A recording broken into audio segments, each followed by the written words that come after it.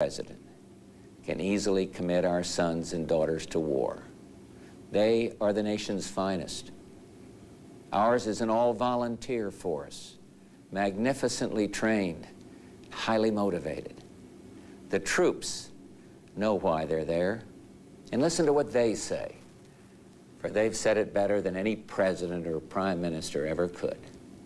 Listen to Hollywood Huddleston, Marine Lance Corporal.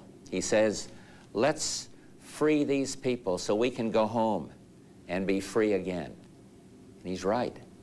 The terrible crimes and tortures committed by Saddam's henchmen against the innocent people of Kuwait are an affront to mankind and a challenge to the freedom of all. Listen to one of our great officers out there, Marine Lieutenant General Walter Boomer. He said, "There are things worth fighting for. A world in which brutality and lawlessness are allowed to go unchecked isn't the kind of world we're going to want to live in." Listen to Master Sergeant J.P. Kendall of the 82nd Airborne. "We're here for more than just the price of a gallon of gas.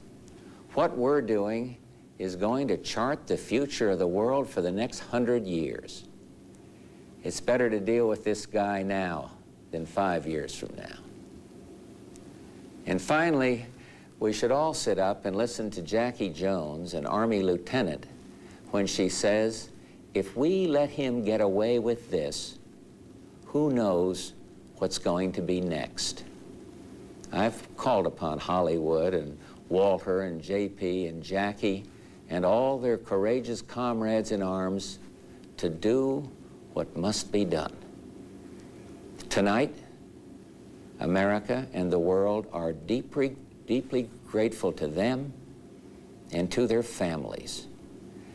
And let me say to everyone listening or watching tonight, when the troops we've sent in finish their work, I'm determined to bring them home as soon as possible. Tonight, as our forces fight, they and their families are in our prayers. May God bless each and every one of them and the coalition forces at our side in the Gulf, and may He continue to bless our nation, the United States of America.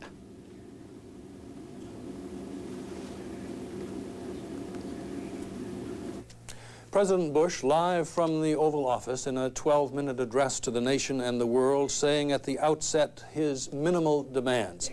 Saddam Hussein's forces will leave Kuwait and Iraq will comply with all relevant UN resolutions.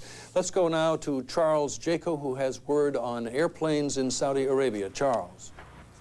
Yes, David. One high-ranking Saudi official has told us that he has been in touch with the highest levels in Riyadh, the capital of Saudi Arabia. According to this information, he claims that all the planes from this first raid, Saudi and U.S. planes, have returned safely with no loss of planes and no loss of pilots. That's according to a high-ranking Saudi official here with contacts in Riyadh.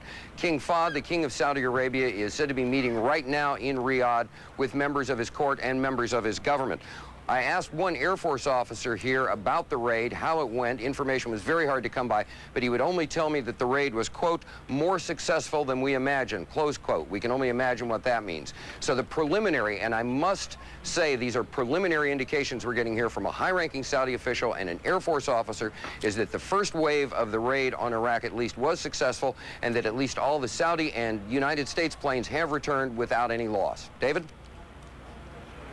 Saudi Arabia, thank you very much. The force may indeed be larger than we had been led to believe, and with word on that is our correspondent who covers world affairs for us, Ralph Begleiter. I'm sorry for that lapse. Ralph, what have you for us? David, according to Saudi officials, the number of Saudi planes in the air tonight was 150, joining the American fighters. And according to the Saudis, the air attacks were much more extensive than merely Baghdad. We, of course, had our reporting only from Baghdad because of the limitations of coverage in Iraq. But according to these Saudi sources, the attacks were countrywide throughout Iraq. Involved in the mission tonight, along with British and American forces.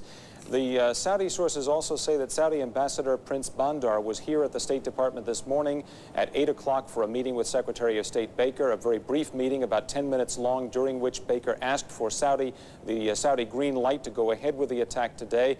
Prince Bandar telephoned King Fahd from Baker's office itself, received the green light, gave it to Baker immediately. That was the prearranged signal that the United States and the Saudis had decided on in order to get the Saudi government on board for the attack. In fact, that was the language used by King Fahd. He said, "We are on board."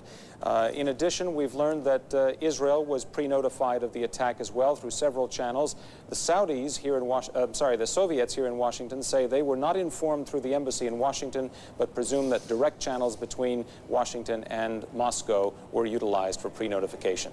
David? World Affairs correspondent Ralph Begleiter, thank you very much, reporting live from the State Department. Everyone wants us to go back to Baghdad, and so do I, where Bernard Shaw, Peter Arnett, and John Holloman have been reporting this dramatic evening. Gentlemen. This is Bernie. We have listened to the President's address, and as he indicated in speaking, or while speaking, hostilities were going on, and indeed, we could see far off in the distance lights flashing. We could hear the bombs, and we could see the tracer fire from the anti-aircraft batteries. As I listened to President Bush tonight, it seemed to me that he was telling Saddam Hussein, "You are going to quit Kuwait." But I also heard Peter Arnett and John Holloman an implied threat to this man that the forces have gone against the nuclear plant that was a building. The forces have gone against the chemical arsenals. But I heard the President saying that we might not stop here. He did declare that this was not an invasion of Iraq. He wants to cripple this man's military capability. I should also tell you that we do not know where President Saddam Hussein is at this moment, nor do we know where other members of his government are located. I'm going to pass the microphone around because each of my colleagues has something to contribute. John Holloman. Bernie, I think you're right about the President's message to President Saddam Hussein. It's a message of, this is it, this is the beginning of what we're going to do. I'm sure the President would like it very much if President Hussein would respond right away by, offering to pull out of Kuwait or something, but we'll have to wait and see what he's going to do later on. The last time we saw President Saddam Hussein was on television tonight in video that we know was at least a day old from a tour that he made of Kuwait. Excuse me. I'm now looking out the window of our bureau here, and I can tell you that off in the distance there continues to be the sounds of what appear to me to be bombs. During the President's message, there were flashes of light from a distance probably as much as 15 or 20 miles away, probably to the south of where we are. And at this moment, there are no signs of anti-aircraft fire in the downtown Baghdad area, but there continue to be these flashes of light off in the distance to the south. Peter Arnett, your reflections.